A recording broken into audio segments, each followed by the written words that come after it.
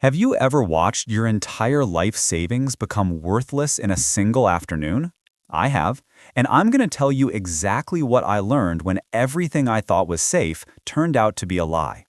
I used to think I was smart with money. I had a decent job, a savings account with a respectable balance, and I trusted the system. I mean, why wouldn't I? The government insured my deposits. The banks were massive institutions that had been around for decades. My currency was stable. I did everything I was supposed to do. And then 2019 happened. I was working in Beirut. I woke up one Tuesday morning, grabbed my coffee, and headed to the ATM like I'd done 1,000 times before. I needed to withdraw some cash for the week. Nothing unusual. Except this time, the machine only gave me a fraction of what I requested. I thought it was broken, so I went to another ATM. Same thing. Then I walked into my bank, annoyed but not yet worried. That's when I saw the crowd. Dozens of people, some crying, some shouting, all demanding access to their own money. The bank employees looked terrified. They kept repeating the same phrases: capital controls, temporary measures for the stability of the system. I stood there, numb, as the reality sank in. My money I'd earned, saved, and deposited in good faith, was now trapped. The bank had simply decided I couldn't have it. Not all of it anyway, maybe never. Within months, the Lebanese pound lost over 90% of its value. My savings, which could have bought me a car, could now barely buy groceries for a month. I watched middle-class families become poor overnight. Doctors, engineers, teachers, people who had done everything right were financially destroyed because they trusted the system. I got out. I was lucky. I had family abroad and managed to leave before things got even worse. But that experience broke something inside me. Not my spirit, my illusions. I became obsessed with one question. Has this happened before? I started digging into history, and what I found terrified me. Because the answer wasn't just yes, it was always. Every single empire, every government, every financial system in history has eventually collapsed. Not most of them, all of them. The only variable is timing. I started with Rome because everyone talks about Rome, right? But here's what they don't teach you in school. Rome didn't fall because of barbarians at the gates. It rotted from the inside, and the rot started with money. The Romans had a silver coin called the denarius. For centuries, it was solid, trusted, the backbone of their economy. But emperors kept needing more money for wars, for bribes, for monuments to their own egos. So they did what every desperate government does. They debased the currency. They started mixing cheaper metals into the silver. At first, just a little. No one really noticed. Then, more and more. By the 3rd century, the silver denarius was basically worthless tin with a silver coating. Merchants stopped accepting it. Soldiers refused to be paid in it. The economy imploded. And here's the kicker. Centuries later, the Byzantine Empire, which considered itself the continuation of Rome, did the exact same thing with gold. The Byzantines had the solidus, a gold coin so reliable that merchants from London to Baghdad accepted it without question. It was the closest thing the medieval world had to a dollar or euro. For hundreds of years, it worked perfectly. Until it didn't. Byzantine emperors started shaving the purity, mixing in cheaper alloys, stretching their gold supply thinner and thinner. The coin that had been the foundation of Mediterranean trade became just another government lie. Trust evaporated. The economy crumbled. What survived? Not the government's promises, not the official currency. Real gold. Physical land. Assets the emperor couldn't dilute by decree. I kept reading, and the pattern repeated like a nightmare drumbeat. Then I stumbled onto something that made my blood run cold, especially after living through COVID. In the mid-1300s, the Black Death swept through Europe and killed between 1/3 and 1/2 of the entire population. Cities became graveyards, villages vanished. It was an apocalypse. But here's what nobody talks about. The economic aftermath created winners and losers. When half the workforce dies, labor becomes precious. Survivors could suddenly demand higher wages. Land that once cost a fortune sat empty, available for pennies. Families with even modest liquidity, some silver, some savings, could buy property that would have been unthinkable before the plague. The catastrophe redistributed wealth on a massive scale. Those with reserves became landowners. Those without became even more desperate. Does this sound familiar? During COVID, I watched the same pattern play out in real time. Governments printed trillions of dollars to keep the economy from collapsing. Stock markets crashed and then recovered almost instantly, but only for people who had money to invest. Housing prices soared. If you had liquidity, you made a fortune. If you were living paycheck to paycheck, you fell further behind. Crises don't destroy wealth, they transfer it, from those without reserves to those who prepared, from the trusting to the skeptical, from paper promises to tangible assets. History kept screaming this lesson at me, and I'd almost learned it too late. My research brought me to Renaissance Florence, and I felt sick reading about it because I'd lived a version of this story.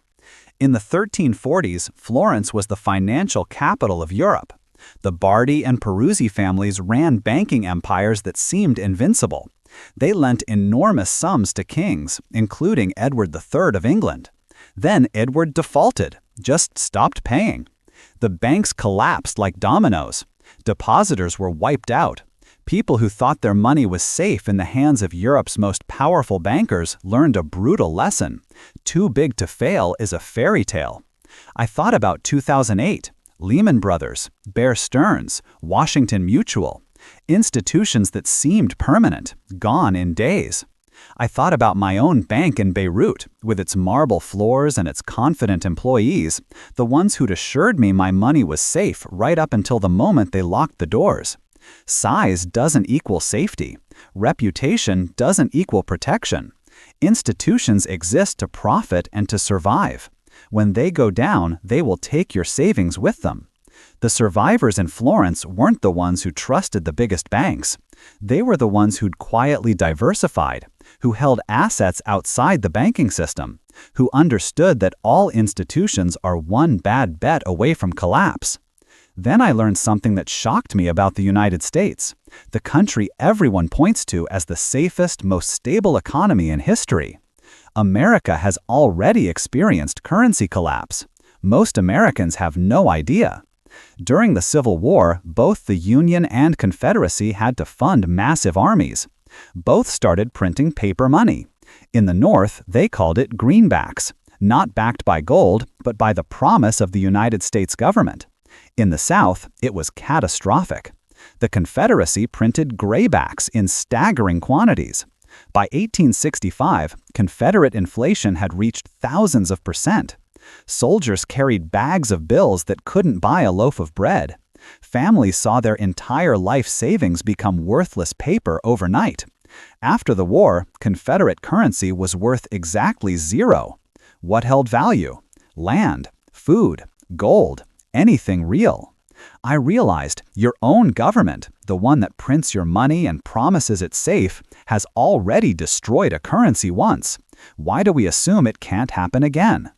France taught me another lesson. Revolution doesn't save you. It often destroys you faster.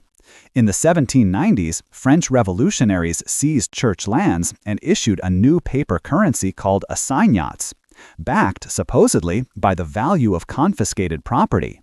It was a bold experiment in national wealth redistribution, and it collapsed spectacularly. The government printed assignats with abandon. Prices spiraled. Wages couldn't keep pace. Within a few years, the assignat was worthless. Farmers refused to sell food for paper money. They demanded silver or goods. In Paris, bread riots returned. The revolution, which promised equality and prosperity, delivered hunger and chaos. The people who survived weren't the ones waving flags and trusting revolutionary promises. They were the ones holding food, gold, or property, things the government couldn't print. I kept seeing the same pattern. Paper fails, promises fail, institutions fail. What survives is what's real. By 1997, I thought maybe the modern world had learned something. Surely we were smarter now. We had computers, economists, international institutions. Then the Asian financial crisis hit. Thailand had borrowed heavily in dollars, confident its currency peg would hold. When speculators attacked the baht, the peg broke.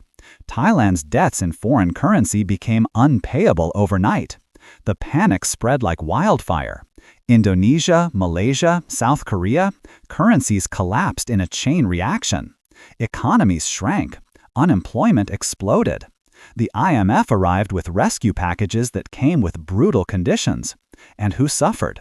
Not the Wall Street hedge funds that sparked the crisis. It was ordinary people whose savings evaporated, whose mortgages doubled in cost, whose jobs disappeared. The people who survived had dollars or assets abroad. The people who suffered had trusted their local currency and borrowed in someone else's money. Debt in a foreign currency is a death trap. When the storm hits, it's not the creditor who drowns, it's you. After months of obsessive research, after reading about empire after empire, crisis after crisis, I finally understood what I should have known before Beirut. The system is not designed to protect you. It's designed to protect itself. Your money in the bank is not your property sitting in a vault. It's a loan you've made to an institution that can decide, in a crisis, not to pay you back. Your currency is not backed by gold or silver or anything tangible. It's backed by trust, and trust can evaporate in an afternoon. Your government, no matter how stable it seems, is always one crisis away from printing money, freezing accounts, or declaring that your savings are now worth a fraction of what they were yesterday. This isn't pessimism, it's history. But here's the part that changed everything for me. Collapse is both a tragedy and an opportunity. For the unprepared, it's ruin. For those who understand the patterns, it's the chance to acquire wealth at a fraction of its normal cost. After the Black Death, peasants became landowners. After 2008, people with cash bought houses while millions were foreclosed. After every crisis, wealth transfers from the trusting many to the prepared few. So, what do you actually do? History gives us answers, but they're not the comfortable ones. In Byzantium, protection was gold. After the plague, it was liquidity to buy abandoned assets. In Florence, it was not trusting too-big-to-fail institutions. In the Confederacy, it was hard goods. In revolutionary France, it was food and property. In Asia, it was avoiding foreign debt. In Lebanon, it was getting your money out before the banks closed. The specifics change, but the theme is constant. Survival comes from holding real value, not paper promises. But it's not just about what you own. It's about what you can do.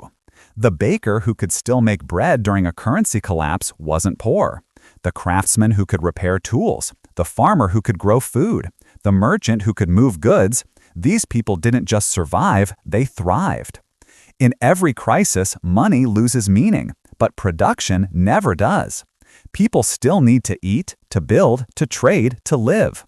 If you can meet those needs, you're never poor for long.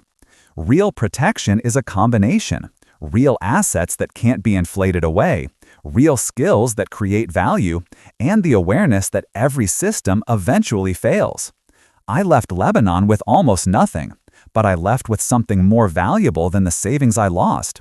I left with the knowledge that the illusion of permanence is the most dangerous financial mistake you can make. Every empire swears its money is safe. Every government insists its promises will last forever, and every single time, history proves them wrong. The question isn't whether systems collapse. They always do. The question is whether you'll be holding paper promises when it happens, or something real. I learned this lesson the hardest way possible. You don't have to. History has already shown us what works and what fails. The patterns are there, screaming at us from every century, every continent, every empire that thought it was different. Rome thought it was eternal. Byzantium thought it was invincible. France thought revolution would save it. America thought its currency would never fail. Lebanon thought its banks were safe. They were all wrong. Don't make the mistake of thinking this time is different. It never is. Protect yourself. Diversify. Hold real assets. Develop real skills. And most importantly, never trust an institution more than you trust your own eyes and the lessons of history. Because I promise you this, the next collapse is coming. It always is. The only question is whether you'll see it coming or whether you'll be standing in line at a bank begging for access to money that's already gone. I've been there. I've lived that nightmare. Don't let it be yours. If this story opened your eyes to something you hadn't considered, hit that subscribe button. I've got more history lessons that the system doesn't want you to learn. And trust me, you're going to want to hear them before it's too late.